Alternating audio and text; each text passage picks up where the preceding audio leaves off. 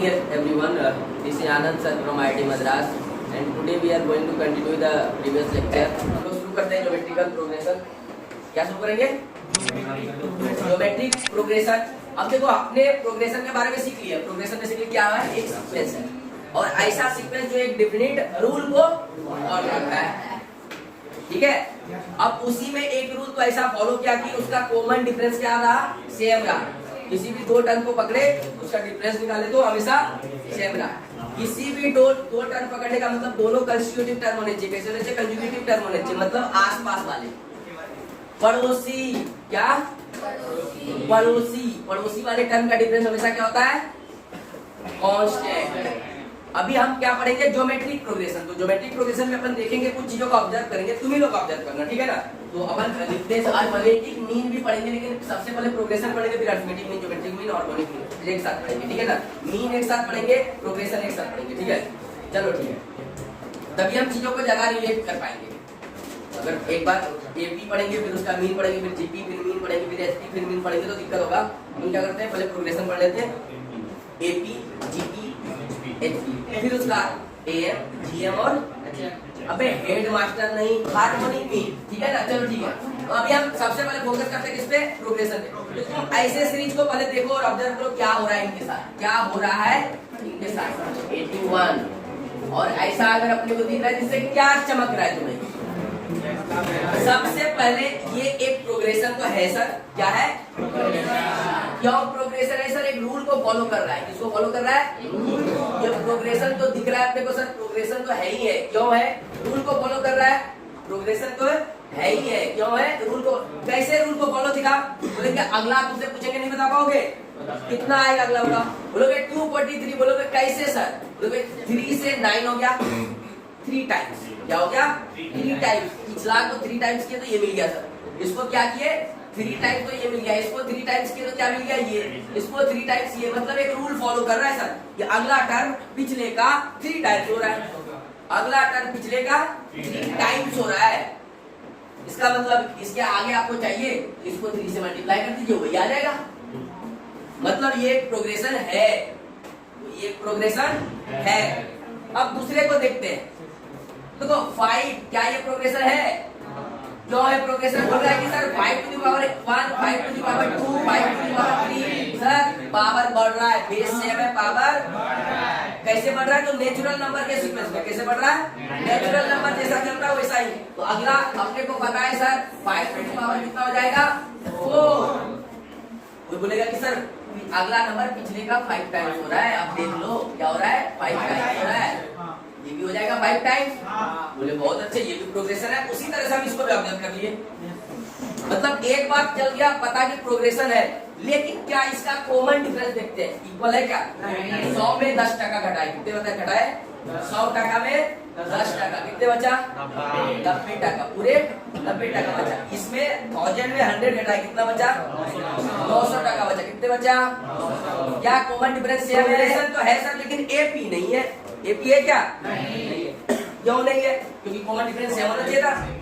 तो इसका मतलब ये कोई और ही प्रोग्रेशन है. तब क्या हुआ? सारे लोग आपस में आए, पंचायत बैठाए. क्या बैठाए?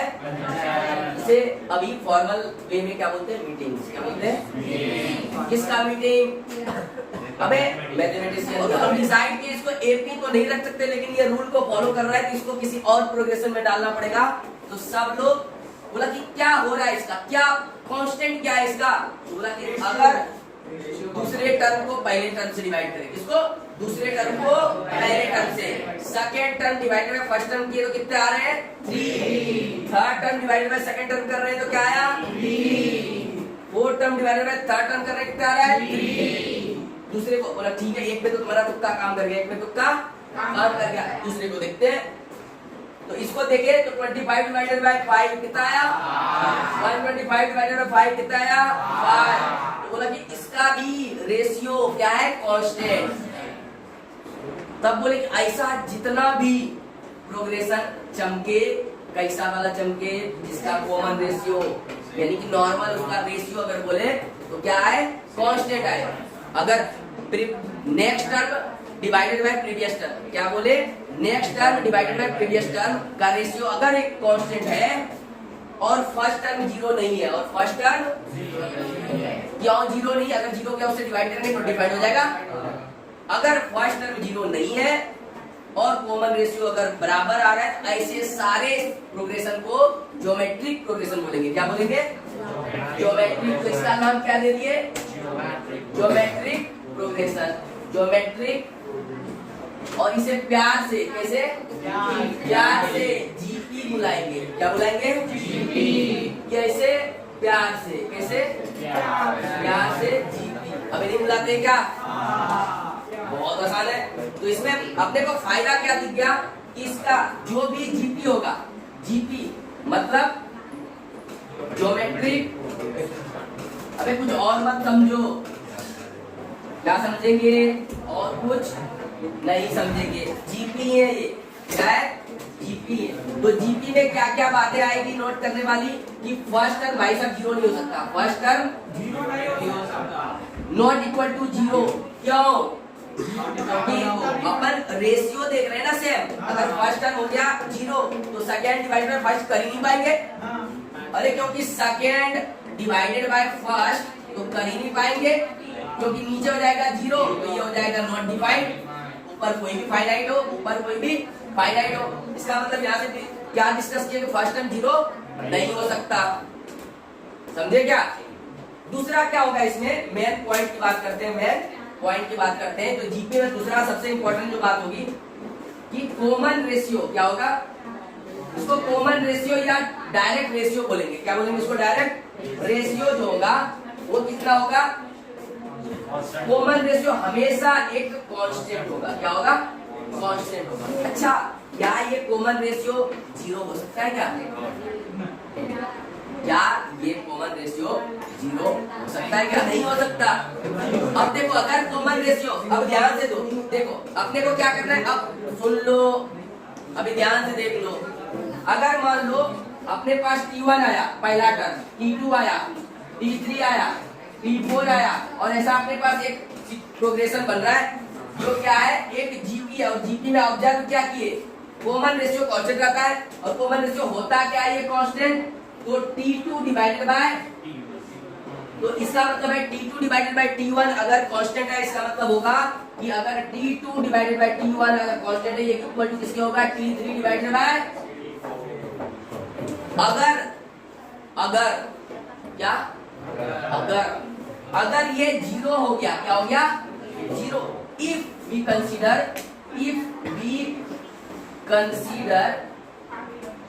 Common ratio equal to zero. अगर हम जीरो कंसीडर कर लेते तो क्या दिक्कत है कि ये इससे मल्टीप्लाई हो जाएगा, T3 जीरो हो जाएगा, ये इससे मल्टीप्लाई होकर T2 जीरो हो जाएगा। और अगर सारे टर्म ही जीरो हो जाएंगे तो कैसे होगा? फिर उसका रेशियो कैसे कैलकुलेट करेंगे? समझ रहे हो बात को क्या? अरे नहीं समझा क्या? सब जीरो हो जाएगा। उसका रेशियो अगर टर्म ही जीरो हो जाएगा तो रेशियो अगर जैसे मान लो यहाँ से क्या है आपने को T3 जीरो, या यहाँ से T2 जीरो अगर हो गया तो T3 बाई T2 कर सकते हैं क्या? नॉट डिफाइंड हो जाएगा। इसका मतलब ये कभी जीरो नहीं हो सकता। क्या नहीं हो सकता? अरे नहीं चमका क्या?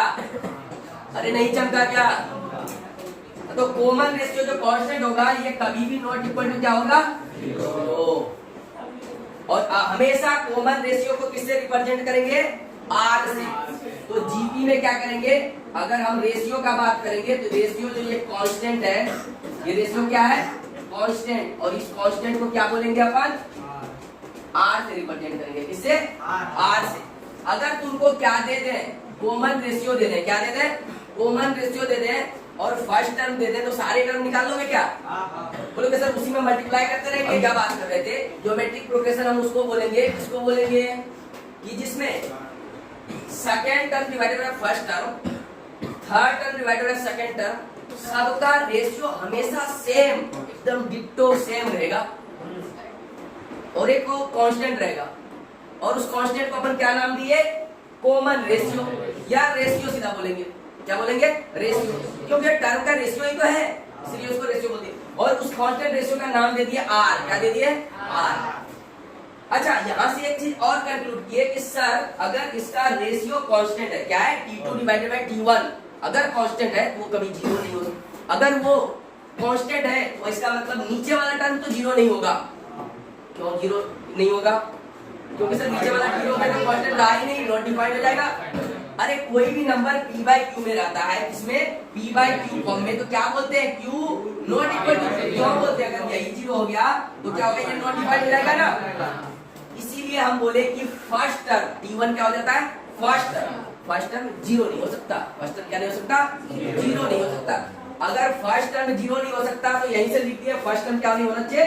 जीरो नहीं होना चाहिए। क्यों नहीं होना चाहिए? अबे देखो फर्स्ट टर्म मान लो कि ऐसा लेते, ये था ना, इसको जीरो ले लेते। क्या लेते? जीरो।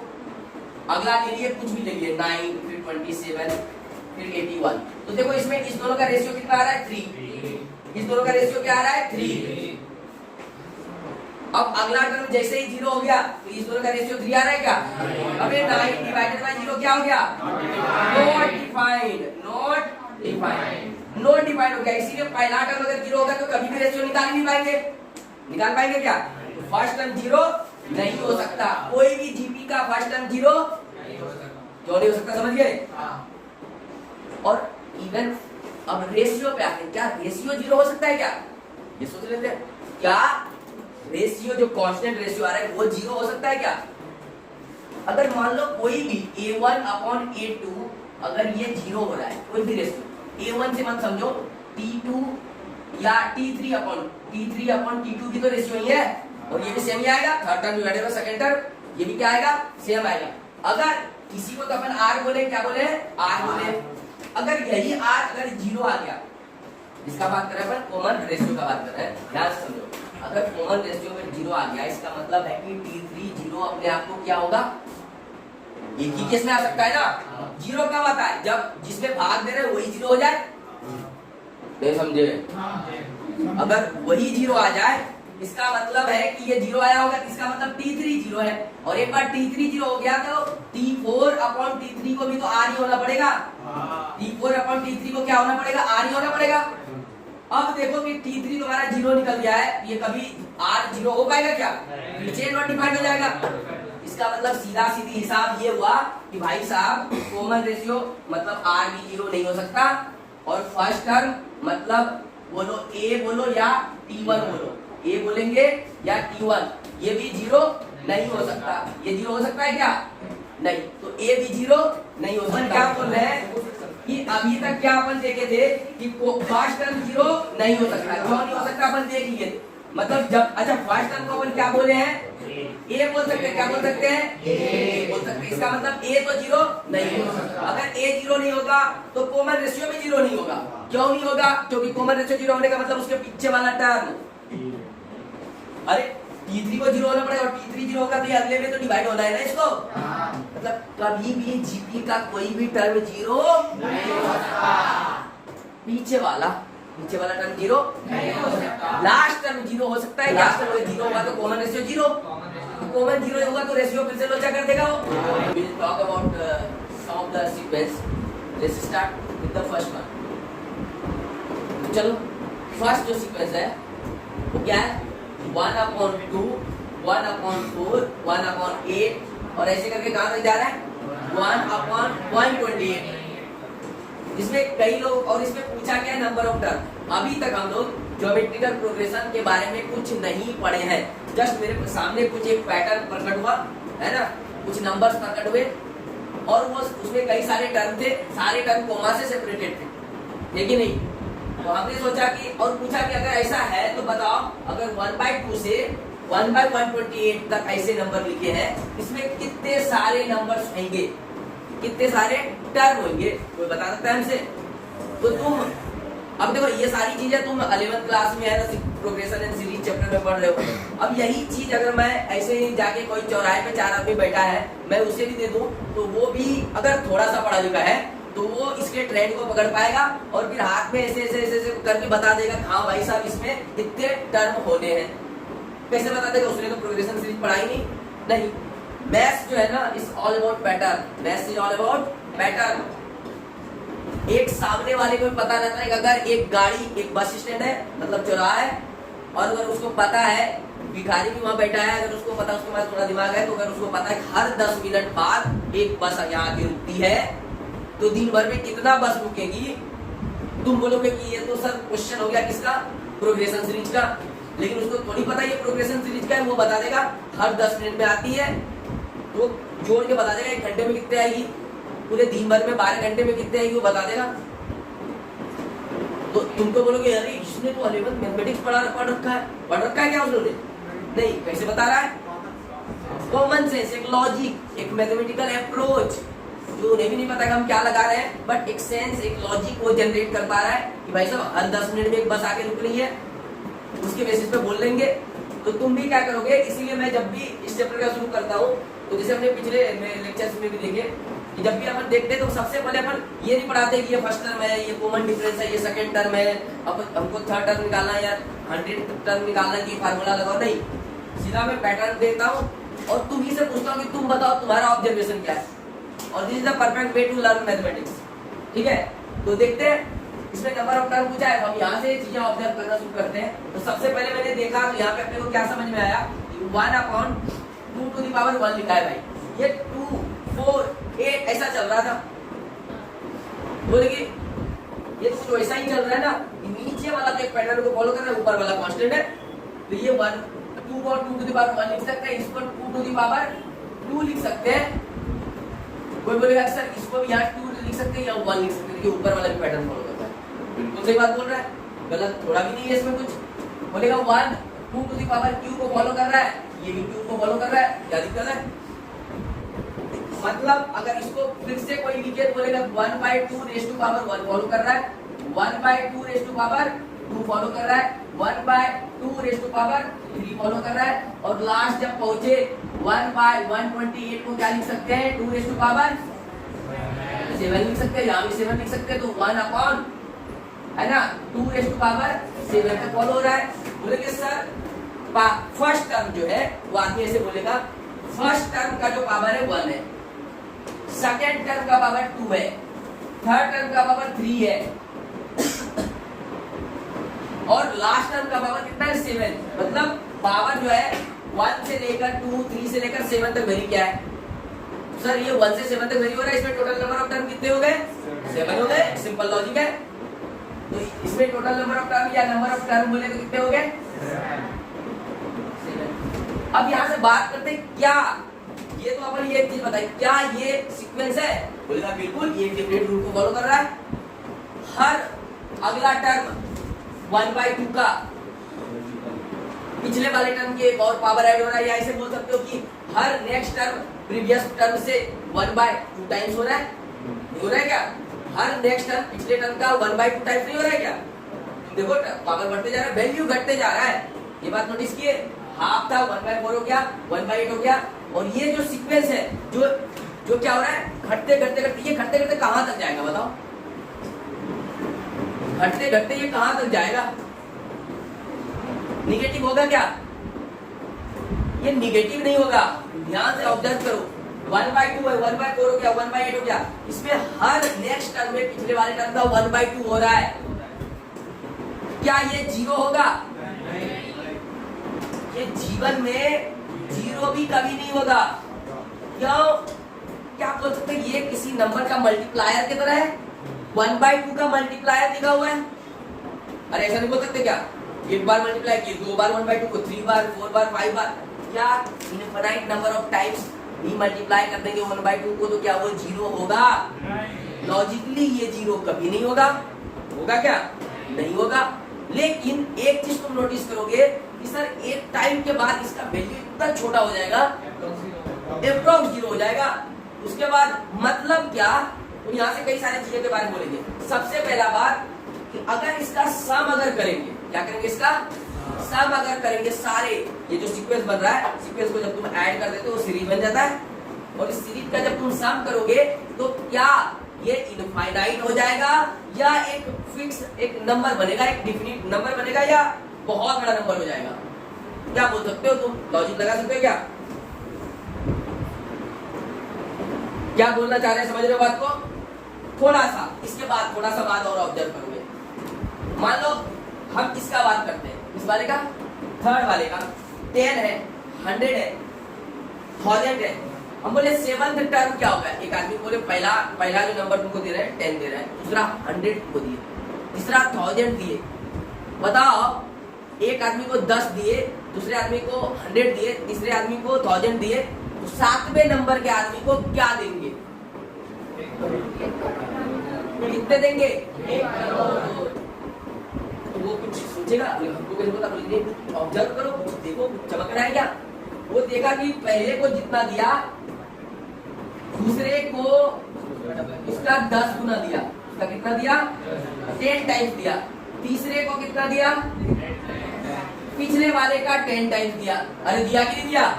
तो बोलेगा अच्छा, तो हर दूसरे को पहले का 10 टाइम्स दे रहा है। नहीं समझे क्या? अरे ऐसा जनरेट कर सकता है कि लॉजिक आदमी कर सकता है?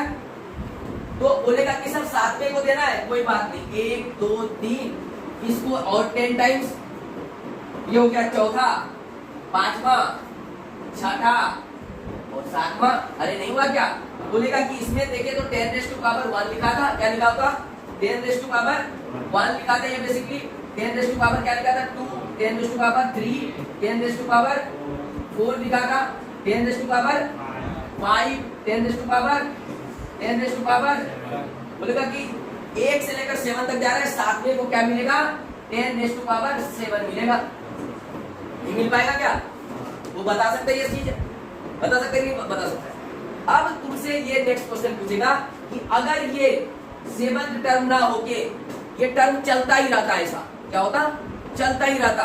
तो शुरू में बताए थे 2 तरह का सीक्वेंस या 2 तरह का सीरीज आएगा। पहला सीरीज होगा जिसमें नंबर ऑफ टर्म इनफाइनाइट हो, बताए थे क्या?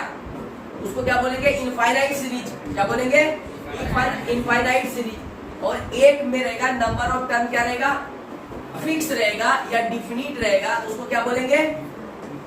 Finite series. जैसे बोलते तो नंबर ऑफ टर्म किसमें रहेगा? फाइनाइट रहेगा तो फाइनाइट सीरीज बोलेंगे, और नंबर ऑफ टर्म इनफाइनाइट रहेगा तो इनफाइनाइट रहेंगे। मैं अब क्या बोल रहा हूँ, मैं अभी कुछ नहीं पढ़ा हूँ, मैं सिर्फ ये देख रहा हूँ कि अगर ये ऐसे इन्फिनिटी तक चलता रहे, और ये वाला भी, जो ये वाला अभी तक हम निकाले 10⁻7, ये वाला भी अगर तुम्हारा इन्फिनिटी तक चलता रहे, तो इस दोनों का सम के बारे में तुम क्या बोल सकते हो? ऑब्जर्व करके बताओ।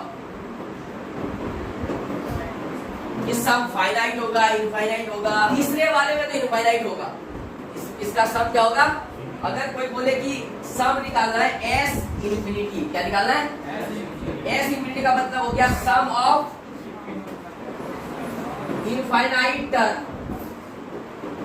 ये कितना हो जाएगा? इनफाइनाइट। क्या होगा इनफाइनाइट? किस वाले का? इस वाले का। क्या होगा इनफाइनाइट? तो यहाँ से ऑब्जर्व कर सकते हैं, पहला 10 है, दूसरा 100 है, तीसरा 1000 है, ऐसे करके बढ़ते बढ़ते बढ़ते हर एक टर्म दूसरे वाले टर्म से बड़ा होते जा रहा है। तो जब उसको इनफाइनाइट टाइम्स ऐड करेंगे बहुत बड़ा नंबर हो जाएगा, और इतना बड़ा हो जाएगा कि उसको बोल ही नहीं सकते, है कि नहीं? अब यहाँ से देखो तो इनफाइनाइट होगा सर, बोले बिल्कुल सही। दूसरा जैसे ऑब्जर्व किए तो बोलेंगे एस इन्फिनिटी, जो इसमें जो होगा as infinity, this won't be equal to infinite. ये इनफाइनाइट इक्वल नहीं होगा। क्यों नहीं होगा उस बात को समझते हैं। पहला 1/2, दूसरा उससे और छोटा हो गया, तीसरा और छोटा और छोटा और छोटा। एक टाइम के बाद इसका जो बढ़ने का रेट है ना ऑलमोस्ट 0 हो जाएगा, ऑलमोस्ट। मतलब ऐसा तुम सोचो कि मान लो 1 लाख तक ऐड हुआ, 50,000 हो गया, सब हो गया, उसके बाद इतना कम इंक्रीमेंट होगा, इतना कम इंक्रीमेंट होगा कि इसका जीवन बीत जाएगा, फिर भी 1 लाख से या 50,000 से 60,000 या 2 लाख नहीं जा पाएगा। समझ रहे हो क्या? इतने छोटा सा नंबर हो जाएगा, तो जीवन भर इनफाइनाइट टाइम्स ऐड करो, लेकिन एक ये वो नंबर को अचीव ही नहीं कर पाएगा, सर्टेन नंबर को पार ही नहीं कर पाएगा, क्योंकि देख रहे हैं ये टर्म घटते जा रहा है, घटते जा रहा है। ये बेसिकली क्या हो रहा है, ऐसे तुम समझो 2 तरह से होता है। देखो यहाँ पे देखो, एक बड़ा चीज था, एक छोटा चीज, उससे छोटा चीज, उससे छोटा चीज, उससे छोटा, उससे छोटा, उससे छोटा, उससे छोटा, उससे छोटा। ऐसे सीरीज को बोलते हैं कन्वर्जिंग सीरीज। क्या बोलते हैं? क्यों? क्योंकि ये कन्वर्ज हो रहा है। तो कभी कभी ऐसे सीरीज को अगर नंबर ऑफ टर्म का वैल्यू, टर्म का जो वैल्यू है, अगर ये घटते चला जाए, तो ऐसे सीरीज को क्या बोलते हैं? कन्वर्जिंग सीरीज भी बोलते हैं। क्या बोलते हैं? कन्वर्जिंग सीरीज भी बोलते हैं।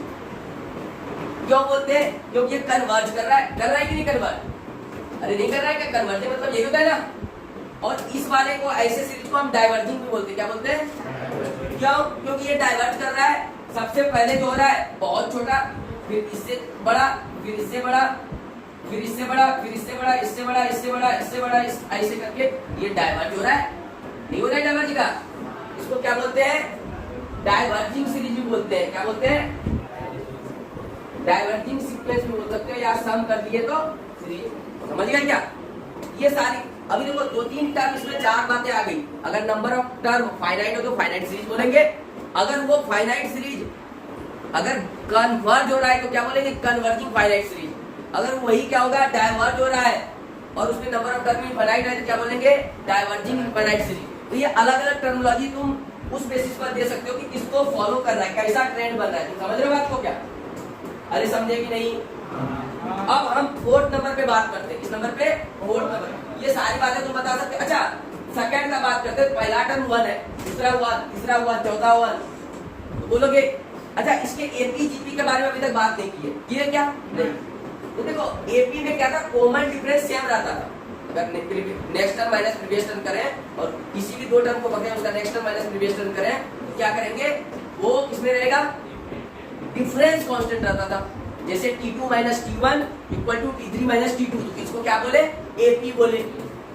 और GP में क्या होता है कि T2 upon T1 equal to T3 upon T2 equal to T4 upon T3, मतलब हर next term divided by previous term का जो रेशियो है वो कांस्टेंट रहता है। और उस कांस्टेंट को क्या बोलते हैं? जो में कॉमन रेशियो या बोलते हैं ज्योमेट्रिक प्रोग्रेशन का जो कांस्टेंट है, रेशियो एक कांस्टेंट हुआ, ठीक है ना? उसको R से हम लोग डिनोट किए थे। किससे किए थे? R से। और वो क्या हेल्प करेगा? हेल्प क्या करेगा वो R? अगर वो R अगर पिछले वाले टर्म में मल्टीप्लाई कर देगा अगला मिल जाएगा। नहीं मिलेगा क्या? मतलब कोई भी टर्म चाहिए उसके पिछले वाले में R मल्टीप्लाई करते जाओ, नेक्स्ट टर्म बनते जाएगा, बनते जाएगा। बनेगा कि नहीं बनेगा? तो ये मतलब जीपी में। अब दूसरे पे आते हैं। बोले कि सर इसका कॉमन डिफरेंस 0 है, ये तो एपी हो गया। कोई बोलेगा सर इसका कॉमन रेशियो देखो, ratio second term divided by first term, इसका रेशियो कितना आ रहा है? 1। Third term divided by first term, ratio कितना आ रहा है? 1। और सर इसका फर्स्ट टर्म भी 0 नहीं है, ये तो जीपी हो गया। बोलेंगे एपी जीपी क्या दोनों हो सकते हैं एक साथ? क्या हो सकते हैं? तो ये क्या हो गया? एपी भी है और जीपी भी है। पहला नंबर क्या हुआ? पहला नंबर जीपी हो गया। दूसरा नंबर क्या हो गया? एपी जीपी दोनों हो गया। बोलेंगे जीपी डिफाइन तो कर दिए, इसको जीपी डिफाइन कर दिए। आगे चल के तुम पढ़ोगे कुछ कि अगर ऐसे जीपी जिसका R इक्वल टू 1 हो जाता है उसमें क्या लोचा होता है, ठीक है ना? R इक्वल टू अगर 1 हो जाता है तो उसको जीपी बोलेंगे कि नहीं बोलेंगे, वो आगे फर्दर हम लोग पढ़ेंगे। लेकिन अभी तक के हिसाब से तो ये जीपी हो गया, क्योंकि इसका कॉमन रेशियो क्या है? सेम है। और आपने अभी कॉमन रेशियो के बारे में कुछ नहीं बोला है, सिर्फ बोला है कि 0 नहीं हो सकता और 1 हो सकता है या नहीं हो सकता, इसके बारे में तो आपने अभी तक नहीं बताया, तो हम तो जीपी बोलेंगे। बोले बिल्कुल सही। आगे बढ़ते हैं। थर्ड भी जीपी हो गया। थर्ड भी क्या हो गया? जीपी। और कैसा जीपी? Diverging GP. पहला कौन सा जीपी है? Converging GP. उसके बाद और आगे बढ़े तो 4th पे आए। बोले कि एक पहला टर्म 9 है, दूसरा टर्म 99, 999, 49 ऐसे बढ़ते जा रहा है। तो बोले कि सबसे पहले ये बताओ क्या ये सीक्वेंस है? तो तुमने अपना दिमाग लगाया और बोला कि सर 9 जो लिखा है बेसिकली 10 माइनस 1 लिखा हुआ है, और दूसरा 100 माइनस 1 लिखा हुआ है। और सर 10 माइनस 1 को 10 टू द पावर 1 लिख सकते हैं, 100 माइनस 1 को 110 स्क्वायर माइनस 1 लिख सकते हैं, तीसरा 10 क्यूब माइनस 1 लिख सकते हैं। और सर ये समझ में आ गया अपने को पिक्चर, ये किसी रूल को फॉलो कर रहा है, मतलब ये सीक्वेंस तो है। क्या बोले? एपी है। बोले रुकिए हम बताते हैं। T2 माइनस T1 के 90 आ रहा है, इतना माइनस इतना किए 900 आ रहा है। बोले कि नहीं एपी तो नहीं है सर ये, क्योंकि कॉमन रेशियो सेम नहीं आ रहा है। बोले जीपी जीपी जीपी देखो जल्दी से। बोले एक मिनट सर रुकिए, डिवाइड करते हैं। 99 बाय 9 क्या? 11 आया। 999 बाय 99 क्या आया? 111 आएगा क्या? कहते पागल इंसान, कुछ भी बोल दोगे। अबे 999 आएगा क्या? 9 into 999 आएगा इतने। 99 into 999 थोड़ी आएगा। लेकिन सर ये तो कुछ फ्रैक्शन में चला गया, मतलब इसका कॉमन रेशियो भी सर सेम तो नहीं है। बोले जीपी है क्या? बोले नहीं जीपी भी नहीं है। बोले ये सब डेफिनेट रूल को फॉलो कर रहा है, लेकिन ये एपी जीपी नहीं है। बोले कि ऐसे चीजों को क्या बोलते हैं? सीक्वेंस को बोलेंगे। क्या बोलेंगे? This is sequence, but this is not AP, not AP not GP. और जीपी मतलब प्रोग्रेशन होता है, तो सर इसको क्या प्रोग्रेशन बोलेंगे आप? बोलेंगे अगर आप प्रोग्रेशन अर्थमेटिक ज्योमेट्रिक प्रोग्रेशन का बात करते हो तो ये तो नहीं है, लेकिन ये सीक्वेंस तो है। क्लियर है क्या? तो ये जस्ट हम एक क्या किए, ज्योमेट्रिक प्रोग्रेशन जो स्टार्ट किए, जस्ट हम कुछ नंबर्स को लिए और यहाँ से ऑब्जर्व किए कि आखिर क्या होता है ज्योमेट्रिक प्रोग्रेशन। तो ज्योमेट्रिक प्रोग्रेशन में यही देखे कि T2/T1 इक्वल टू T3/T2 होना चाहिए, और फर्स्ट टर्म जीरो नहीं हो सकता। क्यों नहीं हो सकता? जैसे T2/T1 करेंगे, T1 अगर जीरो हो गया तो रेशियो बचेगा ही नहीं, कांस्टेंट, वो तो नोटिफाइड हो जाएगा, है कि नहीं? तो इस चीज को पूरा ध्यान में रख के ये चार सीक्वेंस को ऑब्जर्व किए। ओके, इसके ट्रेंड को ऑब्जर्व किए, इसके सम के बारे में थोड़ा कॉन्सेप्ट लिए अपने दिमाग में, ठीक है ना, कि सम कन्वर्ज करेगा, सीरीज कन्वर्ज कर रहा है या डाइवर्ज कर रहा है, सम इनफाइनाइट होगा या फाइनाइट होगा, किस केस में होगा, और जब जब डाइवर्जिंग सीरीज तुमको मिलेगा, कौन सा? डाइवर्जिंग, उसका सम इन्फिनिटी इनफाइनाइट हो जाएगा। सम इन्फिनिटी कितना हो जाएगा? इनफाइनाइट, क्योंकि डाइवर्ज वही करेगा जो फैलता चला जाए। और जब भी तुम्हें कन्वर्जिंग सीरीज मिलेगा, मतलब उसका सम जनरली 99.99% टका क्या मिलेगा? वो फाइनाइट सम मिलेगा या एक डेफिनिट सम मिलेगा। और अगर वो अच्छे मैग्नीट्यूड से कन्वर्ट कर रहा है, किससे? एक सॉलिड मैग्नीट्यूड से कन्वर्ट कर रहा है, मतलब एकदम सडन कन्वर्ट कर रहा है, तो एकदम छोटा सा ही मिलेगा। और अगर बहुत लंबे एकदम डीके जो हो रहा है ना, अगला टर्म जो बन रहा है थोड़ा सा छोटा हुआ और ऐसे इन्फिनिटी तक गया और पहला टर्म बहुत बड़ा है, तो क्या बन जाएगा? वो बहुत बड़ा इनफिनाइट बन जाएगा, लेकिन वो कन्वर्ज होगा, उसका सम तो डिफिनिटी आएगा। समझ गया क्या? अरे नहीं समझे क्या? इसका मतलब ये हुआ सर, यहाँ से क्या लॉजिक लगा सकते हैं? इसका मतलब जीपी में जो हम लोग पढ़ेंगे, मोस्ट ऑफ द केस में क्या पढ़ेंगे सर? कन्वर्जिंग के बारे में पढ़ेंगे, क्योंकि अगर डाइवर्जिंग देगा तो सम बोलेगा निकालने के इनफाइनाइट मार के आ जाएंगे। समझ रहे हो क्या? नहीं समझे? अबे जो बढ़ते जा रहा है टर्म तो इनफाइनाइट हो जाएगा सम ना, तो वो ऐसा तो देगा नहीं। जनरली कैसा देगा? जब भी एस इन्फिनिटी का बात करेगा, मतलब sum of number infinite number of term का बात करेगा जीपी में, तो वो कन्वर्जिंग देगा, उसका आर हमेशा एक से छोटा होगा। आर मतलब कॉमन रेशियो। क्यों? क्योंकि एक से बड़ा हुआ, यहाँ से एक और लॉजिक डेवलप कर सकते हैं कि अगर एक से बड़ा हो गया कॉमन रेशियो या रेशियो उसको जनरली बोलते हैं, जीपी का रेशियो अगर 1 से बड़ा हो गया, इसका मतलब क्या हो गया? अगला टर्म पाने के लिए वही रेशियो से मल्टीप्लाई करते थे पिछला को। अगर 1 से बड़ा हो गया, इसका मतलब अगला टर्म पिछले से बड़ा होगा, नहीं होगा क्या? अबे एक से बड़ा नंबर से किसी को मल्टीप्लाई करो, खुद को बढ़ा देगा कि नहीं बढ़ा देगा? इसका मतलब अगर फर्स्ट टर्म को 1 से बड़े रेशियो से मल्टीप्लाई करें तो वो क्या कर देगा? अगला टर्म बड़ा हो जाएगा, उसमें मल्टीप्लाई करें और अगला टर्म बड़ा हो जाएगा, मतलब डाइवर्जिंग मिलेगा। अगर 1 से छोटा है, 1 से अगर छोटा है रेशियो, तो क्या होगा? वो कन्वर्जिंग बनेगा, क्योंकि जिससे भी मल्टीप्लाई होगा आर, उसको और छोटा कर देगा, और छोटा और छोटा और छोटा, वो क्या हो जाएगा? कन्वर्ज करेगा। अगर 1 से मल्टीप्लाई किए तो सेम रह जाएगा। अगर आर 1 हो गया तो ऐसा मिल जाएगा 1 1 1 2 2 3 3 3 3। समझे क्या? और वो एक एपी बन जाएगा। क्लियर है? यहाँ तक आगे बढ़ते हैं हम लोग, नंबर ऑफ टर्म एक फॉर्मल वे में आगे बढ़ते हैं, ठीक है ना? तो ये एक बिल्डअप जो था दिमाग में बनाना जरूरी था, जो कि तुम्हारा थोड़ा डर खत्म हो जाए, उसके बाद एकदम आराम से पढ़ेंगे पूरी चैप्टर को, ठीक है? अब मोटा मोटी बात समझ लेते हैं। क्या समझ लेते हैं? जो चबा चबा के 4 शब्दों में अंग्रेजी बोला है, इसका कहने का मतलब ये है कि अपने पास अगर कोई भी सीक्वेंस, कोई भी एग्जांपल के तौर पे अगर कोई भी सीक्वेंस लेते हैं, जैसे मान लो T1 T2 T3 ऐसे करके लेते गए Tn तक, कहने का बात है कि फर्स्ट टर्म नॉन जीरो नहीं होना चाहिए, फर्स्ट टर्म नॉन जीरो नहीं होना चाहिए, हाँ नॉन जीरो नहीं होने का मतलब क्या हुआ? जीरो नहीं होना चाहिए। और अगर हम T2/T1 निकाले, ये इक्वल टू हो जाए T3/T2 के, और ये क्या रहे? एक कांस्टेंट रहे। क्या रहे? कांस्टेंट। तो इसको क्या बोलेंगे? जीपी। और इसी कांस्टेंट रेशियो है ना, ये जो रेशियो कांस्टेंट रेशियो हुआ, इसी कांस्टेंट रेशियो को क्या बोलते हैं? Common ratio. क्या बोलेंगे इसको? ये जो कांस्टेंट है, कांस्टेंट रेशियो, इसको क्या बोलेंगे? इसी को बोलते हैं कॉमन रेशियो, और इसी को आर से रिप्रेजेंट करते हैं। यहाँ तक बात किए थे, ठीक है? अब तुम देखो ध्यान से, बोलोगे सर अगर हम T2/T1 इक्वल टू T3/T2 बोलते हैं, और इसको हमेशा हम अगर R बोल देते हैं, यहाँ से सर देखो, अगर आपको T2 चाहिए तो T1 को R से मल्टीप्लाई कर देंगे। अरे ये दोनों ब्लॉक को लेके चलो आगे बढ़ो, है कि नहीं? ये इसके इक्वल है। अगर सर T2 चाहिए तो T1 इंटू क्या कर देंगे R। कोई बोलेगा सर T3 अगर चाहिए तो T2 इंटू R2 हो जाएगा। अगर T3 चाहिए तो क्या हो जाएगा T2 इंटू R। अब बोलोगे T2 सर तो T1 इंटू R होता है, मतलब ये T1 इंटू R स्क्वायर हो जाएगा, होगा कि नहीं? तो सर अगर हमको और T1 क्या है, T1 जो है अपना फर्स्ट टर्म है, T1 क्या है अपना फर्स्ट टर्म है। तो बोलेंगे अगर सर फर्स्ट टर्म है, यहाँ से देखो क्या चीज आता है, अगर हम फर्स्ट टर्म को A बोल देते हैं, क्या बोल देते हैं A बोल देते हैं, तो कैसा सीक्वेंस बनेगा जीपी का? पहला हो गया, यही किस में कन्वर्ट हो जाएगा? बोलोगे कि ये वाला चीज जो है सर ऐसा कुछ कन्वर्ट हो जाएगा। पहला तो A हो जाएगा और दूसरा क्या बन रहा है AR। क्या बन रहा है ये AR, और तीसरा क्या बन जाएगा और चौथा क्या हो जाएगा AR। मतलब इसका फर्स्ट टर्म है ना, फर्स्ट टर्म क्या हो गया A, सेकेंड टर्म क्या हो गया AR, थर्ड टर्म क्या हो गया AR, फोर्थ टर्म क्या हो गया AR। अगर बोले कि n टर्म क्या होगा, nवा टर्म क्या होगा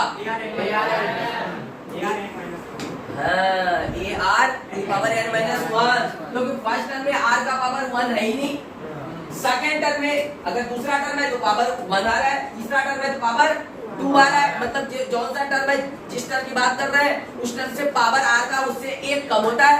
हमको nth टर्म चाहिए, कौन सा टर्म चाहिए nth टर्म अगर चाहिए साहब तो क्या होगा A into R to the power n minus 1 होगा, और इसी को क्या बोलेंगे Tn। या तो यहाँ से डायरेक्ट बोलेंगे कि सर जो Tn निकला वो अपना A into R to the power n minus 1 निकला, और यही हो गया तुम्हारा Tn का फार्मूला। इसमें ये पूरा का पूरा मशीन बन गया। इसमें 1 रखेंगे तो T जैसे 1 रखोगे, देखो R n जैसे 1 रखेंगे तो n माइनस 1 माइनस 1 0, तो R की पावर 0 1, तो फर्स्ट टर्म आ गया। n जैसे दूसरा टर्म चाहिए T2 चाहिए, n2 रख देंगे तो A into R to the power 2 minus 1, मतलब AR सेकंड टर्म बन गया। तो देखो इसमें क्या हमको Tn निकालने के लिए कोई रॉकेट साइंस का इस्तेमाल करना पड़ा क्या? नहीं, just common sense is enough, है कि नहीं? तो ये निकल गया Tn, और इसी से n टर्म निकाल सकते हैं अपन। जो कि बहुत ही आसान था सर, बहुत ही आसान नहीं था क्या? ये Tn का फार्मूला हो गया, और इसी फार्मूले को याद करने की क्या याद करने का जरूरत पड़ेगा क्या? नहीं, बोलोगे ये तो बहुत ही आसान है, ये तो अपने से ड्राइव कर सकते हैं। वेयर इसी को एकदम थोड़ा तेल साबुन से एकदम नहला लेंगे कि ए भाई फर्स्ट टर्म है, क्या है फर्स्ट टर्म है भाई साहब, और यहाँ से बोल देंगे R क्या है कॉमन रेशियो, यहीं से R बोल देंगे भाई R जो है कॉमन रेशियो है ना। इसको अपन जनरल तरीके से लिख सकते हैं। यहाँ से 2-3 चीजें पढ़ेंगे, ये तो एक सिंपल वे में सब कुछ कर लिया। हम इसी चीज को थोड़ा डिटेल में पढ़ेंगे कि हम कॉमन ज्योमेट्रिक प्रोग्रेशन का जनरल फॉर्म कैसा देखेंगे। जनरल फॉर्म ऐसा देखेंगे A AR, ये क्या हो गया जनरल फॉर्म। इसी को प्रॉपर वे में लिख लेंगे, यहाँ तक करते हैं, उसके बाद आगे बढ़ेंगे। यहाँ तक किसी को दिक्कत नहीं है, आज इतना ही पढ़ते हैं, नेक्स्ट क्लास में कंटिन्यू करेंगे सेम चीज। Okay, thank you, bye. Please do like share subscribe. जाते हुए